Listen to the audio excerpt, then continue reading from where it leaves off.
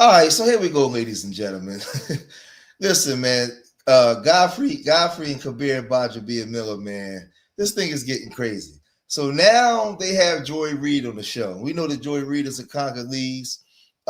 She's on there, and at the end of the show, they start talking about the division, and she broke down how one of her great distant ancestors was taken from the Congo and was taken into Guyana, right? And she spoke about the divisions in Guyana between the black people there and the Indian people there. She talked about how it's primarily a Caribbean country, even though it's right there at the top of South America, but it's a Caribbean country. It shares like the same history, same traditions as Trinidadians, right? But then Kabir, he asked the question about the Black Americans. Why is there a division within the Black Americans, right? And she said some positive things, but she also spoke on some things that I feel as though these people are not qualified to speak on, right? And they have yet to bring a foundational Black American on the show that's going to really intellectually break down our history, right? So let's share the screen and let's get off into what's a lot of this foolishness, man. So we can start dispelling these myths and stuff that they put out there about us, man. Because enough is enough, man. Enough is enough. Let's get off to this. Insanely stupid because we all eat plantain. We all eat plantain. Well, everybody's connected by the big banana. The big banana connects us all. Everyone eating plantain. You are African, whether you like it or not. Your makeup's gonna get messed up. It's plantain. It's maduros. It's plantain. Plátano. It's tostones. Why you messing up her makeup, man? And you know where else? You know where else we're seeing that though? That same type of division where you're talking about the Indians and with the blacks, the Black and Indians. We're seeing the same thing here in the United States, though, with Black Africans, Black immigrants. We're seeing a lot of that, and a lot of that has to do. We were talking about that. There's not a lot of information.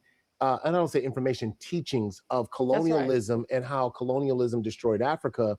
And likewise, in Africa, there's not like a lot of going on about the civil rights, right? Because you're all the way in Africa. So when the two come together, it's like, this thing that's happened, And I think the difference is that there are three sort of sets of Black people that are in the diaspora. They're the Africans who were enslaved in their own home.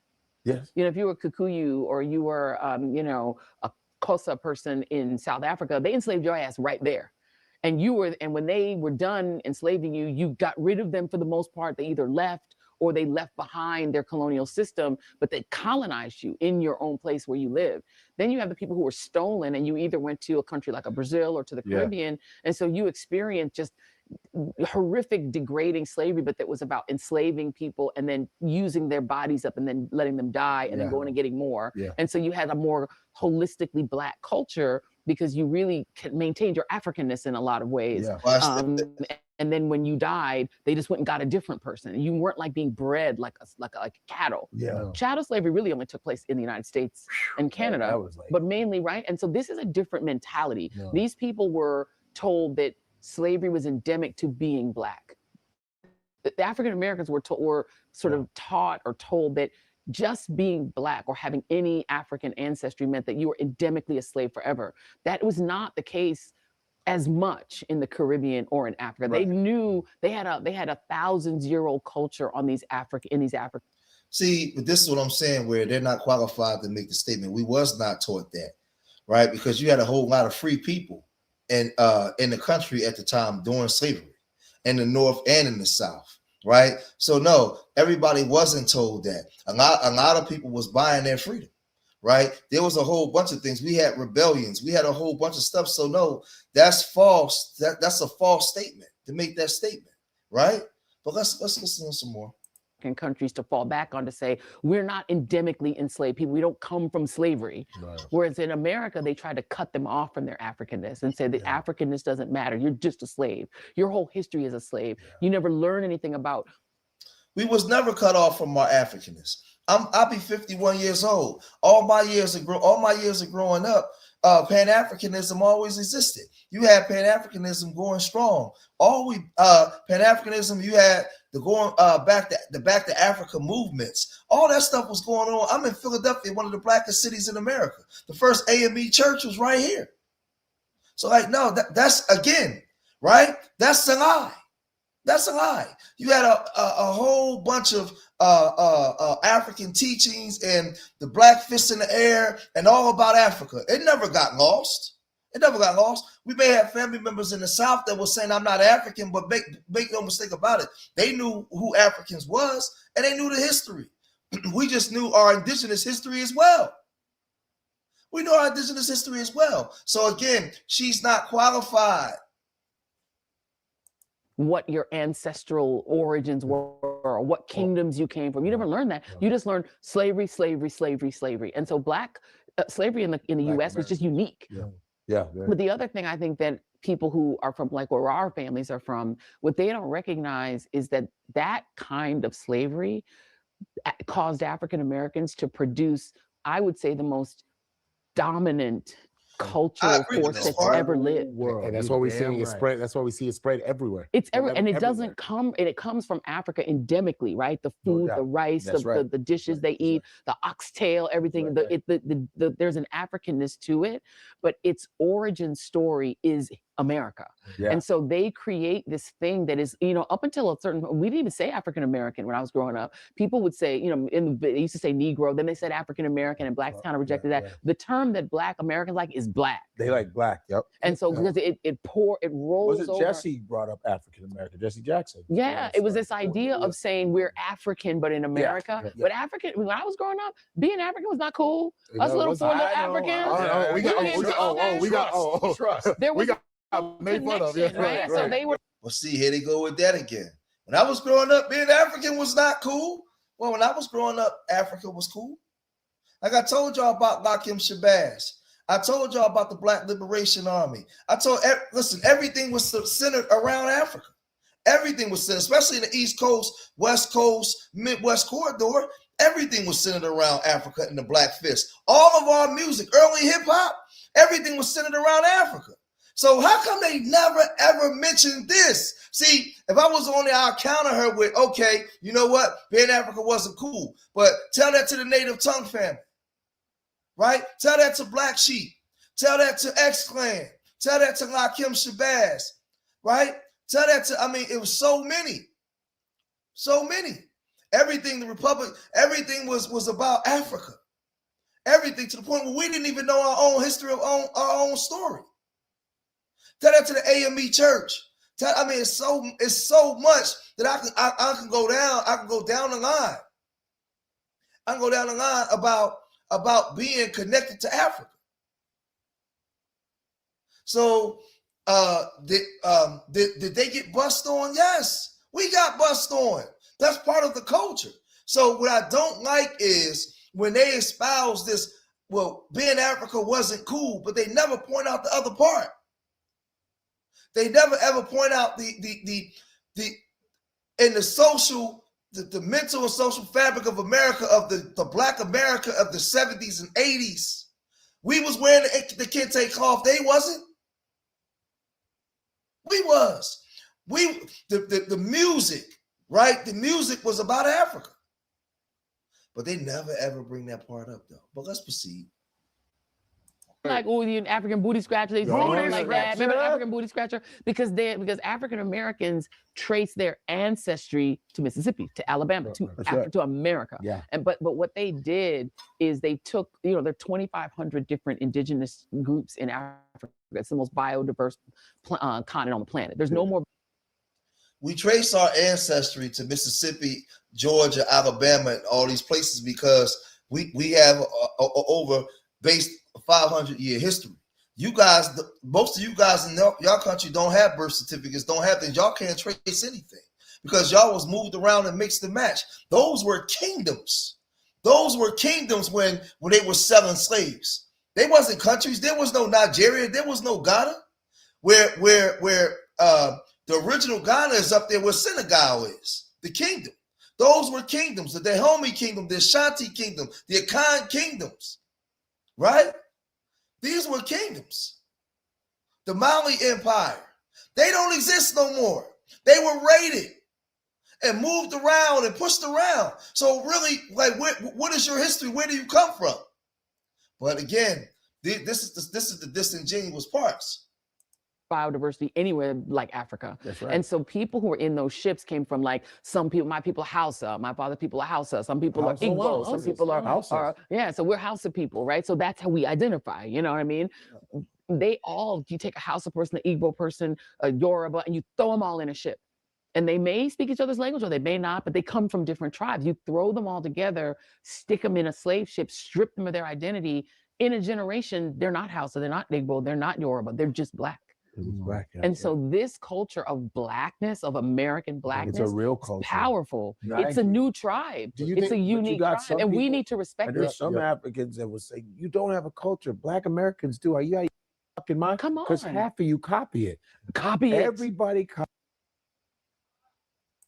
copies Black American It is powerful. culture. Because you said it's powerful. There's something different.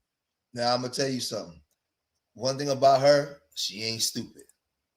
She's not. She hears. They hear foundational Black Americans. They hear us. She is not gonna come out here and say that we don't have a culture. She ain't gonna say it. She hears the whispers of all the Africans saying that we don't have a culture. She knows better to not come out here. Because the thing is, because we was pushed into Blackness and away from that tribalism, we were the ones with our arms wide open to everybody. We wasn't standoffish like that. Yeah, we made fun of you, but you guys wasn't running for your life. You guys was living in the communities with us. We was clapping y'all cheeks, right? Everything. Y'all was with us. Y'all was with us. But all y'all ever want to talk about is us making fun of you and saying it wasn't cool. How? I told you. The first time I had SCX, the girl was from Ghana. She lived amongst us. She was a Black person. She was one of us before we even had all this knowledge. Thelma was one of us. But yet and still, all they do is get up there and talk this foolishness, man. The problem is we've always invited everybody to the barbecue and made everybody one of us. But then y'all don't mention that. Y'all get up there and talk about it wasn't cool. But she know better now because our culture is the culture that moves everything. Our culture is the culture you follow, but you want to steal instead of embracing it. And magnetic about it, you know? It's magnetic. It's a new tribe. They literally took out of many one. You want to talk about what's out of many one? It's all the, and look, they did the same with the white people, because white people were all different. They were, you know, French, and they were German, they were Bavarian, they hated each other's guts, and they amalgamated them all into something called white. And then they amalgamated all of the Blacks into something called Black. They invented these things. These things didn't exist until the 16th century, and they're all false. They're not real, but they took away the thing that most humans organize themselves by, which is tribe. And that is gone in America. You're just white or you're Black. And Black American culture is, again, it's the most dominant culture that's ever existed. It created rock and roll, soul music, country music, you know. Why you always coming down here looking down on us? Why don't you go back and tell that to your African people that come here and say, well, we're doing better than y'all. And they come here and look down on us. But then y'all have the audacity to turn around and be mad at us when we call it out. How about that? Hold on, y'all. My bad, man. I didn't have it up. My bad. Hold on. Let's go back. Say, you don't have a culture. Black Americans do. Are you fucking mind? Come on. Because half of you copy it.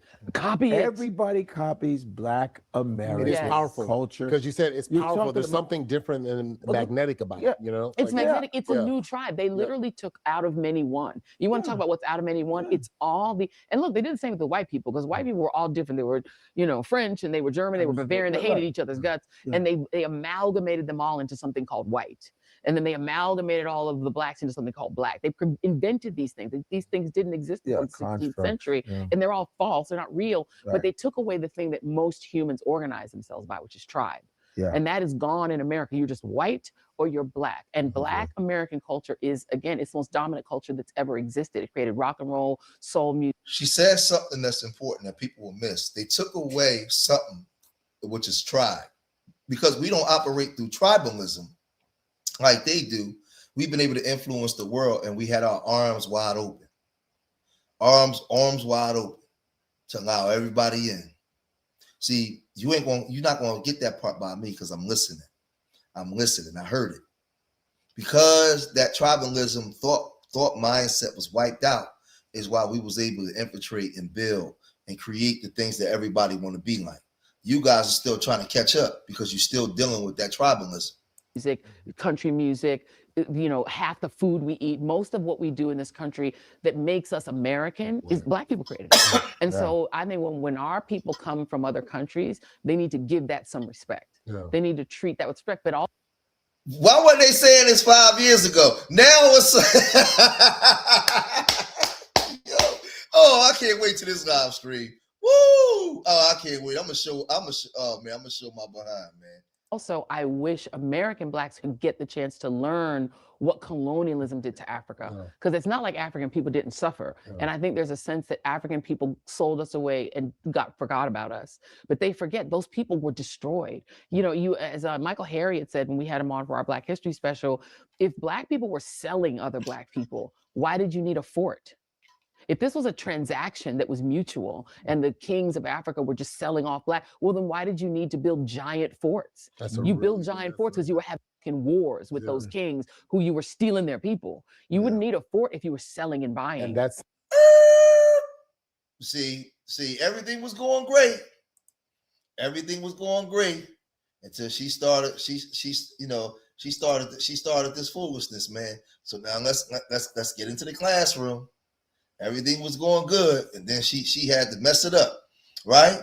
Kings of the Dahomey, particularly King Gezo, reigned from 1818 to 1858, and his predecessor, like King Tabuzu, were among the most prolific settlers of slaves, with the trade forming the cornerstone of their economy. Queen Nzinga of Ngondo also sold nearly 200,000 slaves to the Portuguese, right? The Dahomey Gizo famously defended the trade, stating he would do anything to keep it. The kingdom captured thousands through warfare to sell to Europeans. Nzinga, known for her role in the 17th century, her forces captured hundreds of thousands of people directly, leading to the sale of roughly 200K to Portuguese slaves. The Ashanti Empire. The Ashanti exchanged prisoners of war and tribute for European goods, right? And Morocco, the Alawite, controlled the sub-Saharan routes and sold many captives to Middle East empires, man.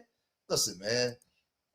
Nigerian people of various ethnic groups were captured and sold into slavery, notably the Igbo and Yoruba people. Coastal trading ports like Calabar and Bani were major hubs for the Bight and Barafa trade, right? Man, please, man. Senegal, Gambia, and Guinea-Bissau, Senegambia region were primarily sources of enslaved people for American colonies, those of Wolof, Menden, Mandingo, and Fula descent. Man, this is crazy, bro. This is crazy, man. Let's move over. Various African kingdom states and ethnic groups were involved in the capturing of selling people to European traders during the transatlantic slave trade. These groups did not share the unified Black identity. Rather, they identify as distinct nations with their own languages, cultures, right?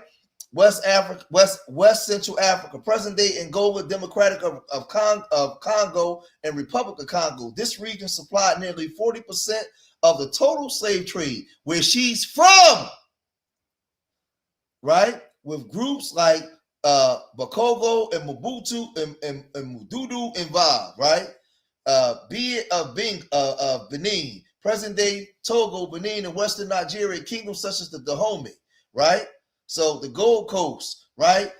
Present-day Ghana and Eastern Ivory Coast, the Ashanti Empire and the Fonte Confederacy participated. Man, please, man, please. But let's get back, man. Let's get back.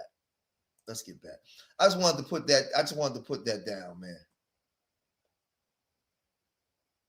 Something that people like that's the information that gets passed out a lot. You hear, well, your people sold. They love to throw that out there. Like, your burden people off them. Yeah, that's correct. Yeah, because the history gets distorted that way, and it minimizes. And I've always been a person, and I know they trash me on online, but I want to know, like, what is the connection point? Because you said it.